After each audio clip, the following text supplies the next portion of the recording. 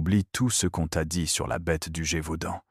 Je vais te révéler les détails que personne ne mentionne, et ils vont te glacer le sang. Tout le monde connaît l'histoire. Une créature mystérieuse tue 100 personnes en 3 ans. Mais voici ce qu'on ne te dit jamais. 14 mars 1765. Jeanne Jouve voit sa fille se faire emporter par la bête. Cette mère se lance et combat le monstre à main nue. Elle sauve sa fille, mais la bête attaque immédiatement son autre enfant. Jeanne continue de se battre jusqu'à ce que ses fils arrivent et font fuir l'animal. Mais le plus troublant, 5 jours après, l'enfant meurt de ses blessures. Voici le détail qui va tout changer. Plusieurs témoins voient la bête se redresser sur ses pattes arrière et marcher comme un humain.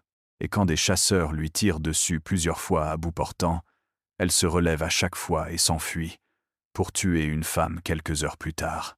Mais le plus dérangeant reste à venir. Certaines victimes sont retrouvées décapitées, puis rhabillées. Les animaux ne font jamais ça. Seul un humain peut faire ça. Et devinez qui tue finalement? La bête? Jean Chastel. Le même homme suspecté d'être le véritable tueur. Il abat son propre animal avec des balles bénites qu'il avait préparées spécialement. Coïncidence? La bête est immédiatement enterrée dans le jardin de l'hôtel de la Rochefoucauld à Paris. En 1825, l'hôtel est détruit et remplacé par des immeubles haussmanniens. Résultat, impossible aujourd'hui de récupérer l'ADN pour identifier la vraie nature de cette créature. Jean Chastel a-t-il volontairement fait disparaître les preuves de son crime parfait? A-t-il dressé un hybride chien-loup pour tuer? Puis l'a-t-il éliminé quand la pression devenait trop forte?